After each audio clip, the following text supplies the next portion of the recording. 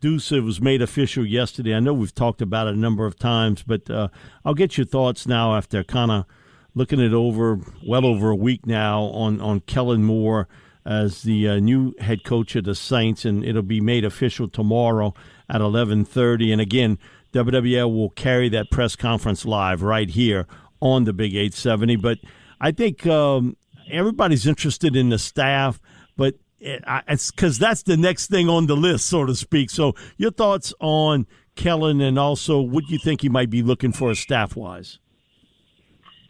Yeah, I think when you look at it overall, probably the Saints are pleased to be able to get Kellen Moore. And, I think from everything that you see from a player standpoint, I know they're excited, and so the biggest thing for me now is, like you really said, from a staff component, who do you surround him with? Particularly being a first-time head coach, you want to make sure that he probably has one or two staffers on his staff.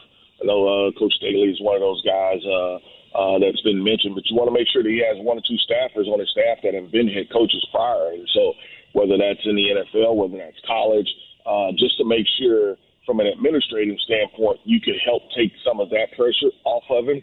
And then it becomes, OC, DC, what are their philosophies? I mean, because if you're going to have a complete roster change, then that obviously needs to come into effect. And, getting him up to speed to what you've done at the Senior Bowl and even some of the other bowl games, just getting him up to speed to that aspect. You have the combine coming up in a couple of weeks, so making sure that you're on the same page there.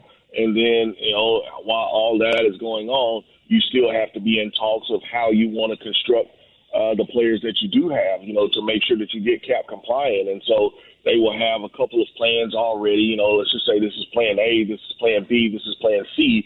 This is how we can create, let's just call it $12 million of funding after we get up under salary cap compliance. This is how we can create $7 million of cap compliance. If we make these moves and have X amount of posts, you can only have two, but these are players that we can release post June 1st, but we have to get cap compliant before then this creates X amount of salary cap. All those things have to be going on now, even though he doesn't have a staff, et cetera, or even really know your roster in detail. But all of those things are happening now.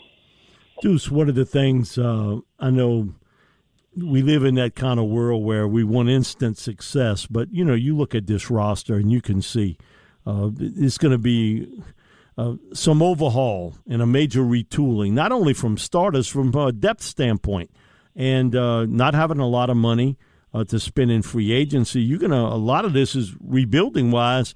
You're going to have to hit in the draft because I think that's going to be the key point for 2025. You might be able to get a couple of veteran guys that not going to cost you a lot of money, but I think the emphasis is with so many picks now that you've been able to accumulate, and I'm all for more draft picks because I think that's where you get better. And if you hit, it's football minimum wage. You're not paying them a lot of money at this stage of the game. That this is the start of it's just not a little shakeup on the roster. It's going to be a big shakeup on the roster. Yeah, I agree with you. And some of that is from a production standpoint. Some of that is because of, salary cap. And, to say that they can't spend money, I don't think that's necessarily true.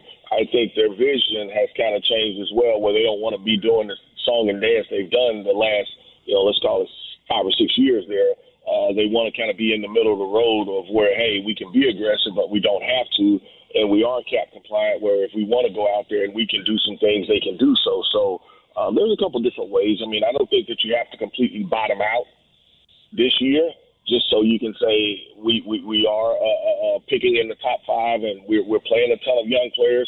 Because trust me, if a veteran guy sees that his market may not be what it wanted to be, and he can sign a 1-year kind of prove-it deal, and you can be creative with that structure in that deal, then you'll be able to get some players. It may not be top-line players, but you'll be able to get some players in here that want to know that they're going to play a lot. They want to be able to get back to the bargaining table to sign a better deal. You'll have some of those opportunities.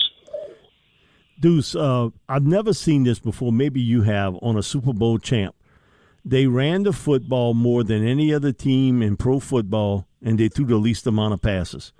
They were 1-32. I can't remember another NFL team who wins a Super Bowl and is 1-32. Basically, 1 in rushing and 32 in attempts, passing-wise. You know where I probably have to go back to, and we would be going back some decades or at least some years.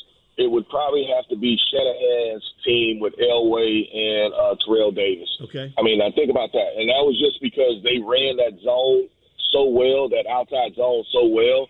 But, I mean, you still had Sharp out there and you still had McCaffrey. So I don't know if they were number 32 because they could throw it, but they were a running football team. And so that's the type of team that you would have to go back. And we're talking about years. We're not talking about in the last 5 to 10 years. We're talking about almost 30 years, if not longer. Deuce, before we let you run, I want to get your thoughts on Kellen's just resume as a 36-year-old, because we've had people call in and say, oh, he's too young, he's not ready to be a head coach. We spoke with Babe Laufenberg, the color analyst for the Cowboys, a couple weeks back, and Babe made a great point. He basically said at some point every coach is a first-time head coach in the NFL. And with Kellen Moore, I know that he's a young guy, he's the youngest head coach in the NFL now, but the 6 years that he spent as an offensive coordinator, he found a ton of success.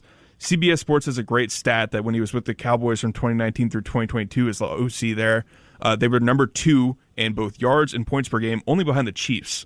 And then he spent 2023 with the Chargers in that miserable 5-12 campaign that got Brandon Staley fired. But then 2023, after 2024, he wins a Super Bowl with the Eagles. So your thoughts on his resume as a young first-time head coach?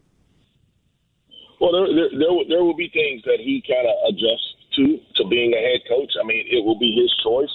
It will have to be a situation where he has a few people that he leans on as far as some of the decisions that he makes, some of the things that he wants to do and how he sees fit for that team. And that's why I think surrounding him with a veteran staff will be critical for him.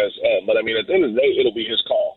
He's been around football long enough, whether you're talking about college, NFL, as well as pros. He's been with different organizations enough to know how he wants to do things, what he feels works for his team, and then having veteran players to be able to lean on, I think will be important for him as well. And so get him what he needs from a staffing standpoint and then from a player standpoint. It won't be solved like Mike talked about. It won't all be solved in year one, but at the same time, I don't think that the Saints are looking for, hey, you have to make the playoffs in the next 2 years, and if you don't, you're going to be on the hot seat. I don't think that this is that type of situation.